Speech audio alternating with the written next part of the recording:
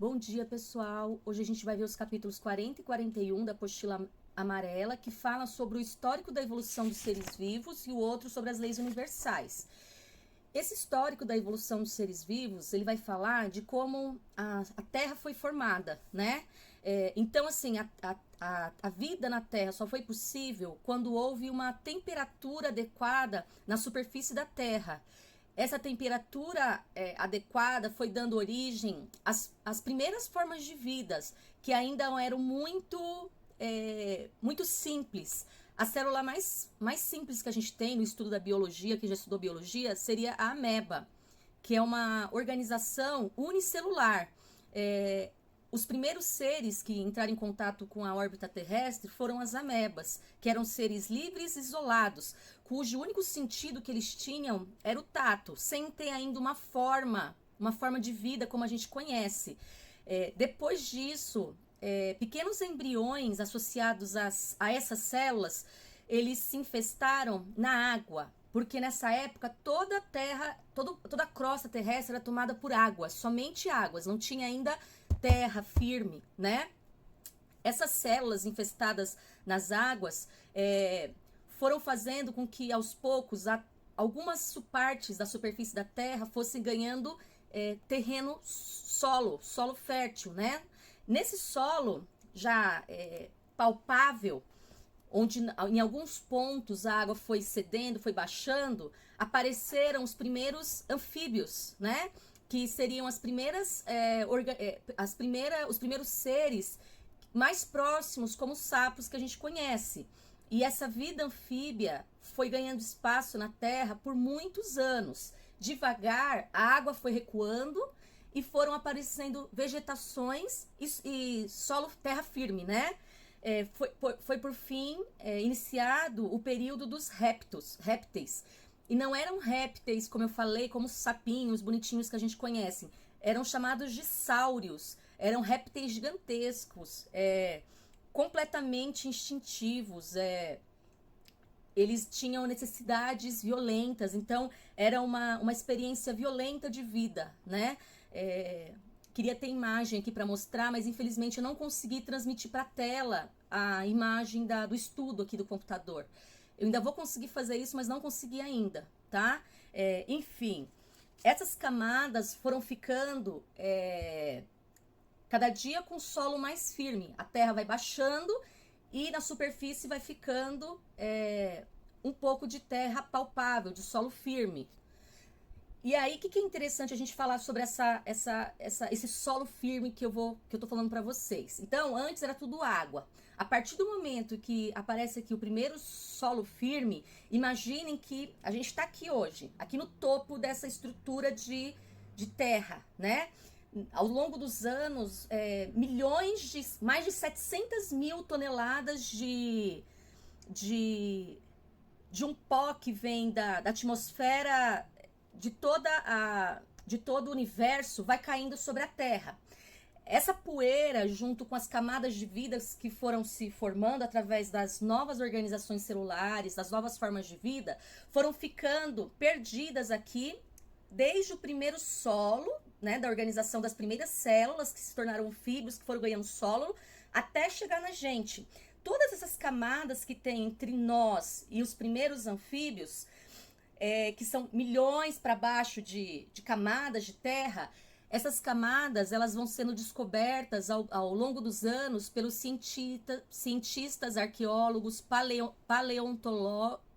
paleontólogos, né? Foram pessoas que foram estudando para descobrir este conhecimento que ficou perdido aqui, desde os primeiros anfíbios sáurios até nós, a espécie humana. E por que isso é importante para o espiritismo? Eu vou ler um trechinho que está aqui. Kardec disse em um dos livros que ele fez: caminhando de par com o progresso, o espiritismo jamais será ultrapassado, porque se novas descobertas lhe demonstrassem estar em erro acerca de um ponto qualquer, ele se modificaria nesse ponto. Se uma verdade nova se revelar, ele aceitará. Então o espiritismo, ele não tem um conhecimento único travado.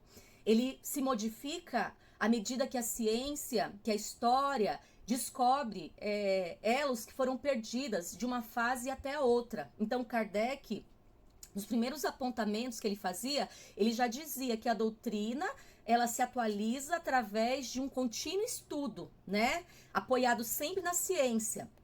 Então, assim, graças aos paleontólogos, aos arqueólogos, a gente consegue descobrir a história e o desenvolvimento da ciência ao longo das diferentes épocas, dessas épocas que eu tô falando, desde os anfíbios-sauros até onde a gente está aqui.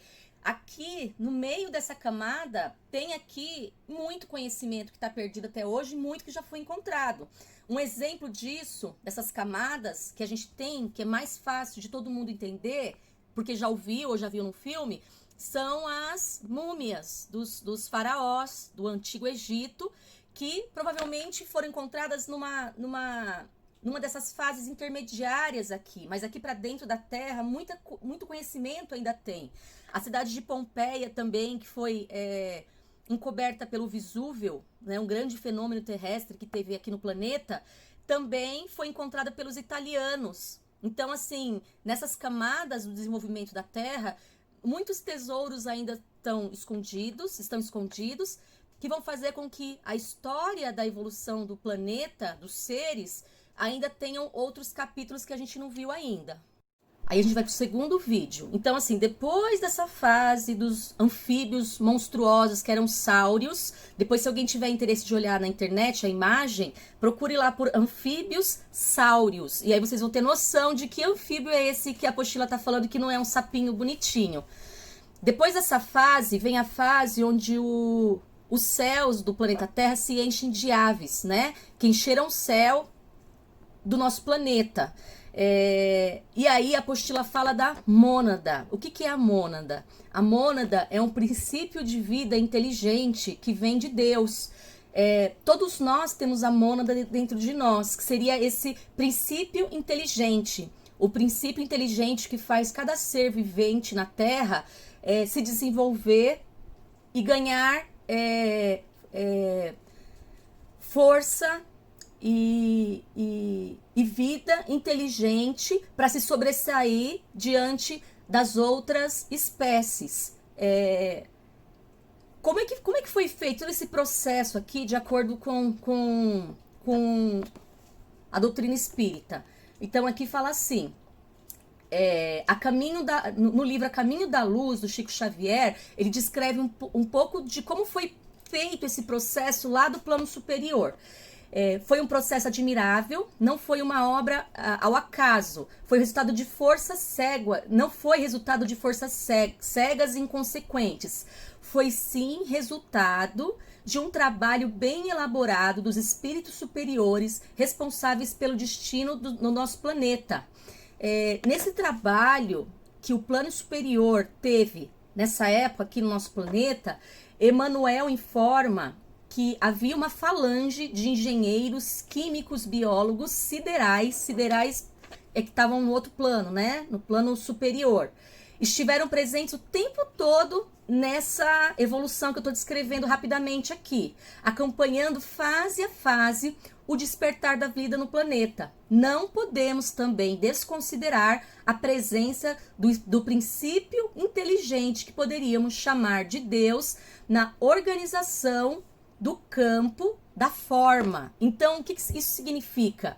Essa presença do princípio inteligente, que aqui na apostila é chamado de mônada, é o princípio inteligente que vai fazer com que haja, desde as primeiras amebas até que os pássaros, né, que tomaram aqui o céu, que acabei de falar, até chegar aqui na forma humana, que houvesse um princípio inteligente que fizesse com que tudo isso acontecesse, que seria a ideia de um Deus que existe, de um outro plano que existe, que é aí que está a separação da nossa religião para outras, acreditando que toda essa estrutura foi criada por um ser maior. Depois dessa época das aves, apareceu com a ajuda da mônada, né, do princípio inteligente que já começa a aparecer, surgiram as primeiras formas de cérebro pensante, né? E lógico que isso demorou milhões de anos para acontecer. Houve o desenvolvimento do cérebro e a redução da massa orgânica, então os seres passaram a ficar um pouco menores. E aí, na seleção que o plano espiritual fez para chegar numa espécie que pudesse levar o princípio inteligente jamais apurado, a gente pode falar que houve o desenvolvimento do primeiro macaco, que foi um macaco chamado macaco antropóide, que não é também o macaco como a gente conhece hoje. É um tipo mais arcaico, de formação corpórea, bem diferente do macaco que a gente conhece hoje. Mas ele já tinha um esforço evolutivo muito maior do que os primeiros seres unicelulares que existiram no começo da evolução do nosso planeta. Após um tempo, começam a aparecer os primeiros homens primitivos, né? Selvagens ainda, muito próximos do que era ainda um animal, tanto que se confundia com o animal. Mas eram as primeiras experiências da mônada, desse princípio inteligente nos seres que se desenvolviam aqui. Era preciso haver ainda um desenvolvimento maior da consciência. Por quê? Porque essa espécie só evoluiria para a espécie humana com o ganho da consciência, porque daí com o ganho da consciência que seria possível haver o livre-arbítrio, que é o que difere a gente dos seres animais. E na evolução orgânica do corpo, quais foram as principais mudanças? Então, os animais para que chegasse à forma humana, houve a supressão da cauda na formação dos esqueletos, né? Então, a cauda daquele primeiro macaco vai deixando de existir. Há também um desenvolvimento na mente para que houvesse mais razão, mais consciência, né? Há também um desenvolvimento dos órgãos ligados aos sentimentos, né? E as ligações também extrasensoriais, dos sentidos. A forma humana, como a gente conhece hoje, então, assim, ela vai ganhando essa organização. Essa parte orgânica tão bem desenvolvida no sentido orgânico de todo o corpo, da mente, para que, atingindo esse conjunto de órgãos e mente, consciência, esse ser pudesse ganhar a mônada, que eu já falei que a mônada seria o quê? É uma essência luminosa que se daria à presença de Deus na forma humana, né? Que seria a centelha divina que a gente fala nas aulas. E aí a gente vai para o terceiro vídeo. Nesse terceiro vídeo a gente vai falar sobre a metade aqui desse capítulo 40, né? E ele vai falar o que na metade desse capítulo? Que toda essa transição feita desde da ameba até os primeiros humanoides que já começam a ganhar consciência e sempre com o princípio de Deus, a centelha divina na constituição desses seres, ele vai passando por uma transição, sendo modificada para que a mônada, ou o princípio divino, possa modificar e melhorar esses corpos, né? Não só físicos, mas mentais. A partir desse jogo que vai acontecendo milhões e milhões e milhões de anos, que a gente está simplificando, né? Porque a aula tem que ser curta, os protetores espirituais lá do plano celestial, eles passam a atingir o ponto necessário para a execução que a vida humana teria que ter, como vemos hoje, né? Lembrando que a primeira forma de vida que eu falei, que era a ameba, é constituída de uma única célula. E o ser humano, como somos nós hoje, é formado por bilhões de células. Então, nós somos formados por bilhões de células especializadas, onde cada uma tem a sua função. Olha só que sistema complexo, né? E o tanto que esse corpo ainda pode evoluir, né?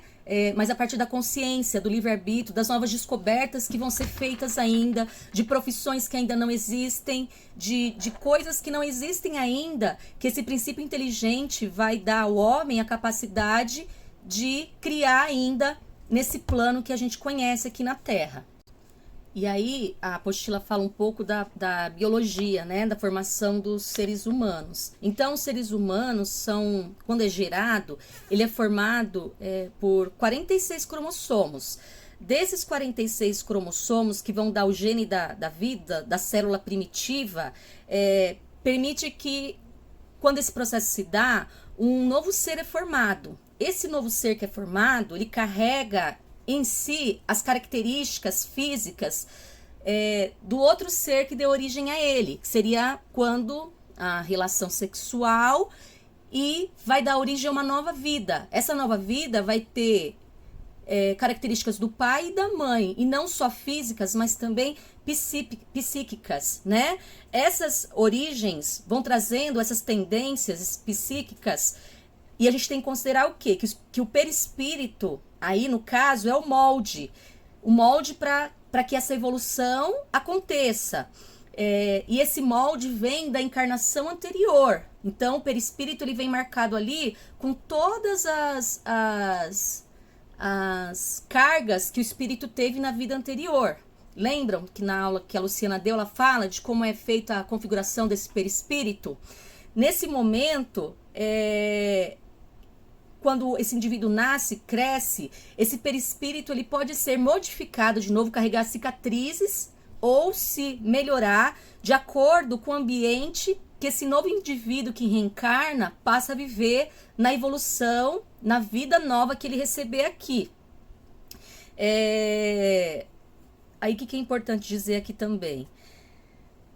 Podem haver, dentro desses novos nascimentos, mutações, né?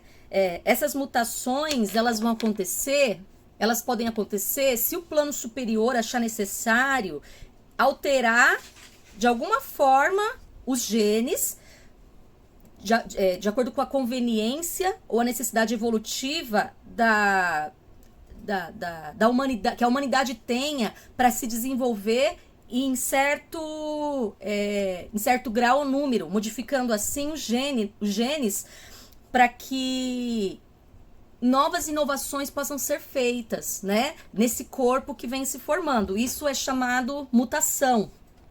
E aí, voltando a falar da mônada, quando a mônada entra em contato com as primeiras formas inteligentes, ela tem que fazer um esforço através de centenas de milhares de anos, né? Então, assim, nesse esforço que ela vai fazendo, é como se os rumos para que ela foi criada fossem se afastando um pouco do homem, né? Do verdadeiro sentido espiritual. O homem passa a se dominar pelos prazeres, pelas ilusões, pela vontade material, ambição, ganância. O homem também passa por uma carga muito grande de sofrimentos, de sofrimentos físicos, né? E aí, o que acontece? O que acontece é que, sim, há a necessidade de uma nova chamada para que esse homem recobre o seu contato com esse princípio primeiro, a mônada, sua chama divina, para se relembrar do que ele veio fazer aqui, né? E aí que se dá a passagem de Jesus na Terra. A passagem de Jesus na Terra se deu para que ele pudesse deixar para o mundo um legado, uma chama viva de luz novamente, para que esse homem, composto com essa mônada, com esse princípio inteligente, pudesse de novo relembrar por que ele estava aqui, né? A importância do amor, da caridade, de tudo aquilo que a gente já sabe, né? Que Jesus deixou aqui pelo livro Redentor que a gente estudou, aula após aula, capítulo após capítulo. Jesus deixa para a Terra, para os terráqueos, nada mais do que a lição de que eles pudessem, de que cada humano aqui vivente pudesse ser luz, e essa luz pudesse se exteriorizar para os seus semelhantes, através do caminho de amor que o seu mestre Jesus solicitou quando passou aqui pela Terra. E aí, tem um pedacinho aqui que eu prefiro ler para mim não perder a essência. O que acontece nesse mundo tumultuoso, onde a centelha divina vai ficando adormecida em boa parte da humanidade?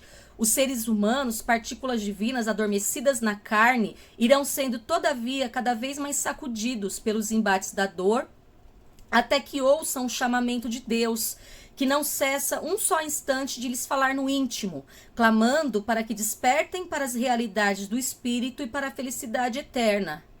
E já é tempo que eles atendam ao apelo sagrado. Então a gente pode resumir essa parte aqui dizendo que esse chamado sagrado pode ser a escola espírita ou a opção, quando a pessoa usa o livre-arbítrio para procurar a Deus, seja por essa religião ou por uma outra qualquer, onde ele vai se esquecer um pouco do mundo material para se ligar ao mundo espiritual e aí desenvolver o seu espírito, o seu perispírito e poder dar a sua vida vez e voz para a mônada, para o princípio divino que Deus colocou em nós quando nós nascemos. E aí a gente vai no vídeo 4 falar do capítulo 41, que vai falar sobre as leis universais. É importante a gente dizer que a apostila ela vai tratar das leis universais relacionadas mais à parte espiritual, da criação divina, da parte do espírito, né? Por mais que o espiritismo se alicerce na ciência, a ideia da escola espírita é aprender mais sobre a evolução espiritual do homem. Então a gente vai deixar de lado as leis da evolução relacionadas mais à física, astronomia, e vamos falar do campo espiritual somente. Então as leis elas podem estar organizadas em dois grandes grupos: as leis principais e as leis secundárias. As leis principais elas estão associadas a criação universal, a todo o cosmo. Então ela tem um caráter permanente, estático. Eu não posso mudar como é o planeta agora se eu quiser. Eu vou mudar agora o planeta. Não, o planeta é estático. Ele não tem permanente, definitiva essa forma. Ela pode se degradando no decorrer dos tempos, mas é uma forma permanente. As formas secundárias elas estão relacionadas a um âmbito mais restrito e agem em setores determinados que eu vou tentar explicar para vocês.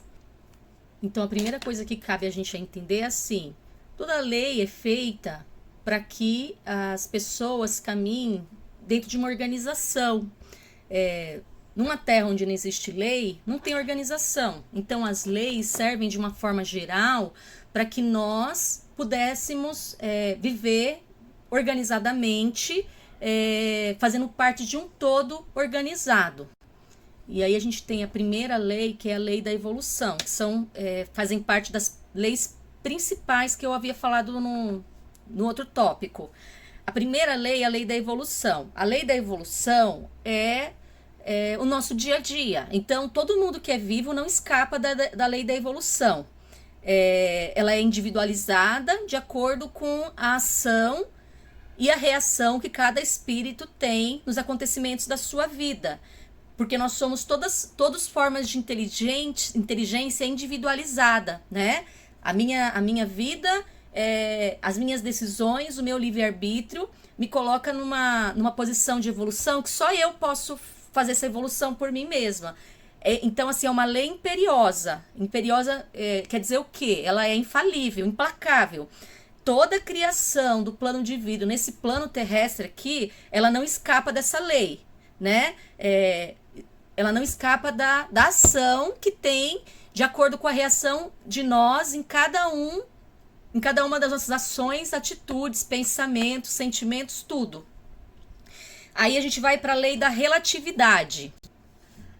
A lei da relatividade é um pouco complexa para explicar. Eu vou tentar explicar de acordo com o que eu entendi. Na vida terrestre, tudo é relativo, né? Toda forma é relativa, toda essência é absoluta. Tudo que envolve é relativo, porque só o relativo é mutável. Então, assim, o que é relativo à nossa vida pode ser mudado a todo tempo, né?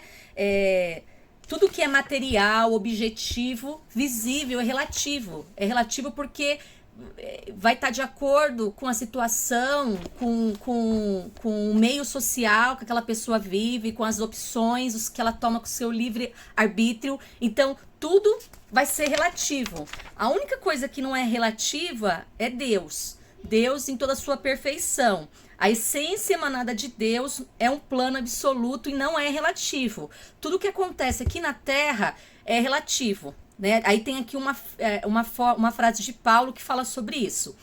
Não atentando nós nas coisas que se veem, mas nas que não se veem, porque as que se veem são temporais, ou seja, relativas. Tudo que a gente vê é relativo, vai depender do entendimento que eu tenho sobre ela, em que lugar eu tô, em que momento da minha evolução eu tô, as coisas se tornam relativos, elas podem ser mudadas com o tempo. Mas as coisas que a gente não vê são eternas, né? O nosso espírito é eterno, Deus é eterno, mas as coisas desse planeta aqui são relativas porque elas podem sofrer mutações a qualquer momento. Aí a gente vai para a lei da ordem. A lei da ordem, ela vem para dizer que todo o nosso cosmo só existe, só está assim porque existe uma ordem superior que faz com que as coisas funcionem dessa forma como funciona, né? Organizada por um equilíbrio maior, que é permanente e irrevogável. Essa ordem resulta de uma perfeição, de uma harmonia do funcionamento que Deus, em toda a sua perfeição, utiliza para que cada uma dessas partes em conjuntos funcione numa ordem permanente e irrevogável. Um exemplo que a apostila dá é um terremoto. Um terremoto não é uma desordem. Na verdade, é um indício de que uma pressão subterrânea chegou ao seu limite de tolerância, ameaçando romper o equilíbrio. Por isso que o terremoto se dá, porque essa ação lá não faz parte dessa ordem. À medida que o terremoto acontece e tudo volta calma, aí a ordem é feita. Então, até um terremoto não é uma ação da natureza que sai da desordem divina. Ele precisou acontecer para que a ordem na estrutura terrestre ficasse do jeito que deveria ser. Que não vai ameaçar a ordem do funcionamento da crosta terrestre. Vou tentar correr aqui, porque faltam várias leis ainda, e eu queria fazer mais 2 vídeos só para não ficar uma aula muito extensa, mas é um assunto muito complexo. Então me desculpem se eu me estender um pouco. A outra lei é a lei da unidade. A lei da unidade fala que todo ser vivo que vive aqui na Terra, ele é um ser trino. Ou seja, ele tem 3 características dentro dele que vai dar uma unidade para essas 3 características que fazem com que haja uma unidade. Quais são essas 3 características? A essência divina. Então, todos nós temos em nós uma essência divina. A segunda, todos nós somos seres visíveis, estáveis, transformáveis. E a terceira, todos nós somos constituídos de espírito, energia e matéria. Então, essas 3 coisas juntas formam a lei da unidade, que faz com que nós possamos nascer, morrer e existir. A 6ª lei é a 6ª das unidades coletivas. E ela diz uma coisa muito importante, que todos nós dependemos uns dos outros para continuar vivendo. Todos nós somos agregados, temos nossas individualidades, mas na evolução até o espírito, todas as individualidades maiores precisam de individualidades menores para existirem. Um exemplo disso é todos os seres, eles se atraem, se fundem, formando agrupamentos separados. E aí a gente tem um exemplo disso, qual que é? Nós somos, quando buscamos ser pessoas boas, a gente atrai pessoas boas para perto de nós. E o contrário também. As pessoas maus atraem para o seu grau de convivência as pessoas maus também. No campo mental, os pensamentos também funcionam dessa forma. Os pensamentos bons atraem pensamentos bons. E os ruins atraem pensamentos que se afinam naquela mesma sintonia. Então, o funcionamento de nós que somos humanos vai sempre recorrer a essa lei da unidade coletiva. Então a gente tem que estar bem atento para isso, para atrairmos para perto de nós apenas o que é bom, se nós estivermos afinados com essa atitude. Aí a gente vai para a 7ª lei, que é a lei do transformismo. A lei do transformismo, ela fala assim: nós que somos dotadas de mônadas, de princípio ativo de Deus em nós, como centelhas divinas, temos sempre a capacidade de nos transformarmos para algo bom ou para algo ruim, né? E essa transformação vai se dar no campo das nossas escolhas em nossa vida moral, das escolhas que a gente fizer no nosso dia a dia. E a gente segue se transformando dentro dessa lei de acordo com as escolhas, como eu já falei, que a gente fizer em nosso dia a dia.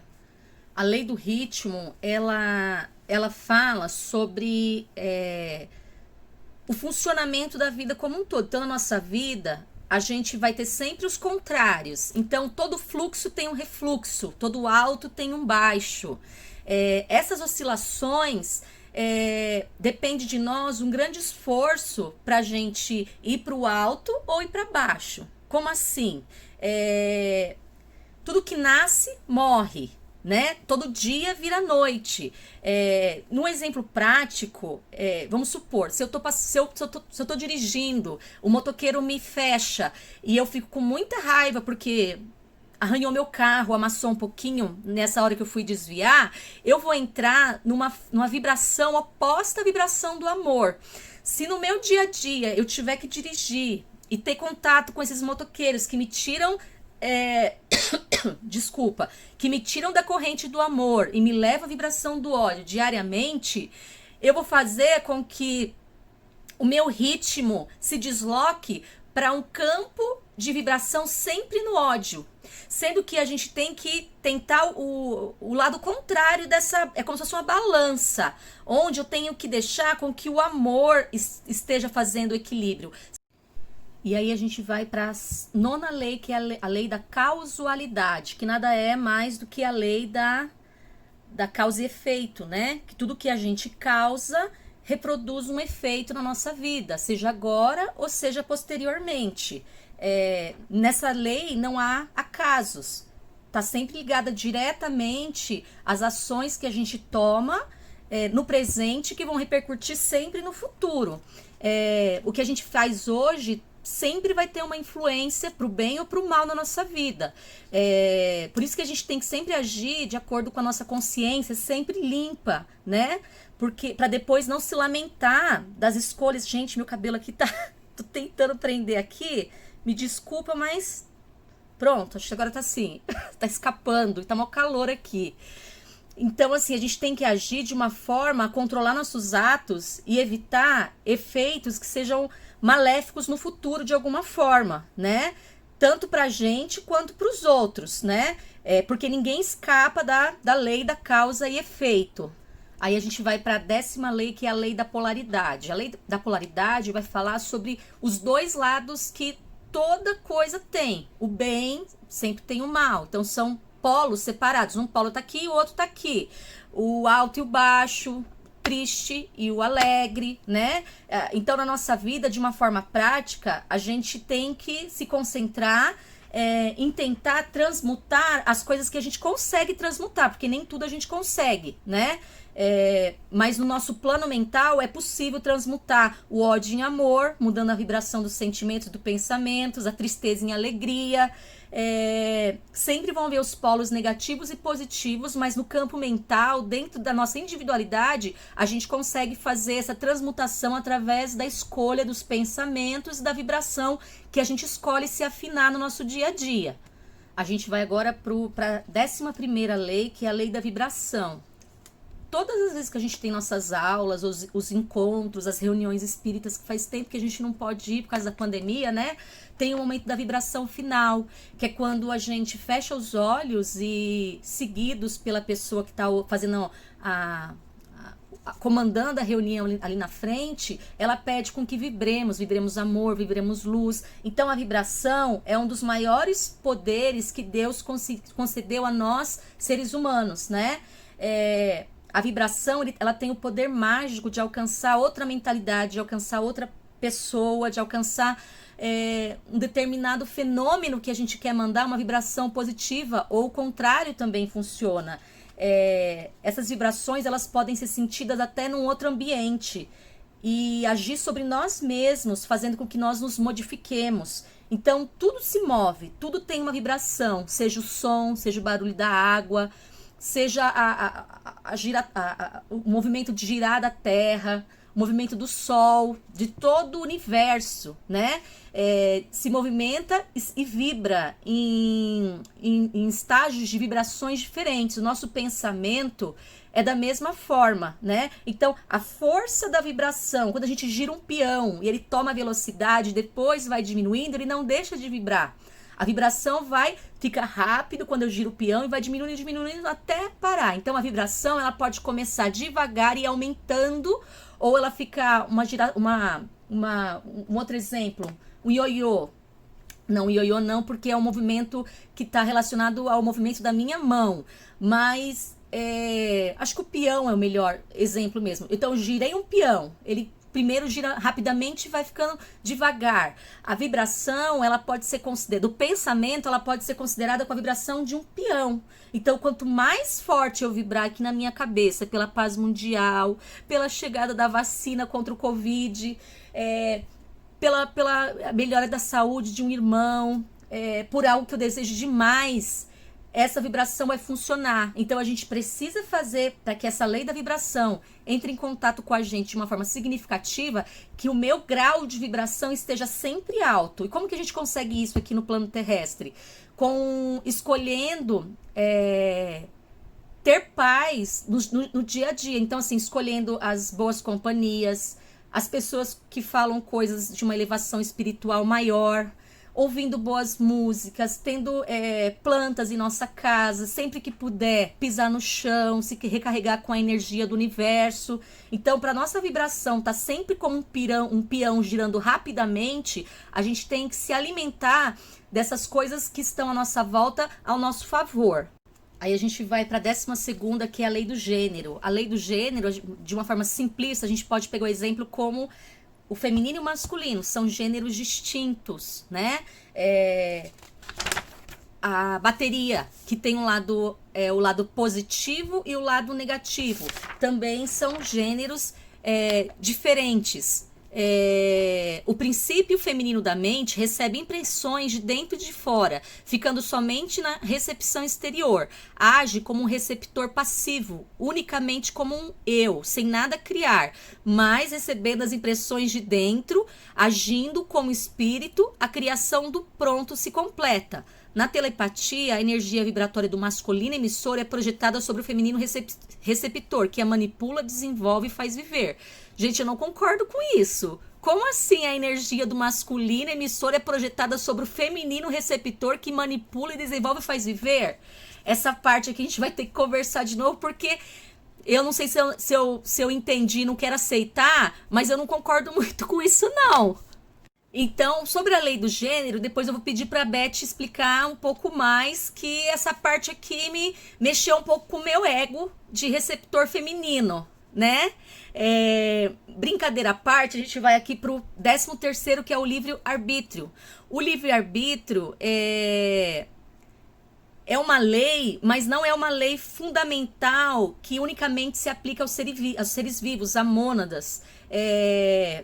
Então, assim, a nossa mônada, que é o princípio de Deus em nós, a nossa centelha divina, a nossa luz, ela vai ter, ela tem a liberdade de agir livremente, pelo livre-arbítrio. O livre-arbítrio, então, nada mais é do que as escolhas que eu faço na minha vida. Eu tenho a liberdade para tomar as atitudes que eu quiser, mas depois eu vou assumir as responsabilidades dos meus próprios atos, né? Então o homem, ele vai ter a liberdade de cometer atos bons ou ruins, adquirir experiências, conhecimentos, e é uma coisa imutável, que nunca para. Isso vai se suceder inevitavelmente sempre. a ação que a gente tem sempre vai ser livre, né? O nosso livre-arbítrio é livre, como o próprio nome diz, mas a reação é automática. Por isso que em vários livros espíritas a gente tem a frase: semeadora livre, mas a colheita é obrigatória. Então, tudo que eu fizer aqui de bom ou de ruim, lá na frente eu vou ter a colheita disso, seja ela boa ou ruim. E o livre-arbítrio vai nos dar a opção de sempre optar por uma coisa ou por outra, né? E assim a gente termina a nossa aula, e a pedido da nossa querida Nilza, eu tô vendo aqui se meu cabelo tá ajeitado. Eu vou terminar a aula de um jeito especial, espera só um pouquinho. Então eu trouxe aqui a Juju, a minha Jujuzinha, para finalizar a aula junto comigo. A gente queria hoje deixar uma mensagem especial, porque a gente está no começo do mês de dezembro. E pra gente se preparando, pra gente todo mundo ter daqui a alguns dias um Feliz Natal, um dia que vai ser diferente esse ano, que vai ser de mais reclusão, de mais ainda com a família. Eu gostaria que cada um de vocês, para que essa vibração que a gente falou aqui, que é tão importante, para que essa vibração fosse desde agora emanada com muito amor, com muita luz, com muita paz, que a gente pudesse ir modificando os nossos pensamentos desde já, para que juntos pudéssemos ir conseguindo uma vibração muito boa, salutar, positiva, para que quando o Natal chegar daqui a alguns dias, a gente tá celebrando as coisas boas que aconteceram esse ano, por mais que a gente tenha tido um ano tão adverso, muitas vezes tão triste, sufocante, agoniante, mas que a gente usasse a lei da vibração a nosso favor, né?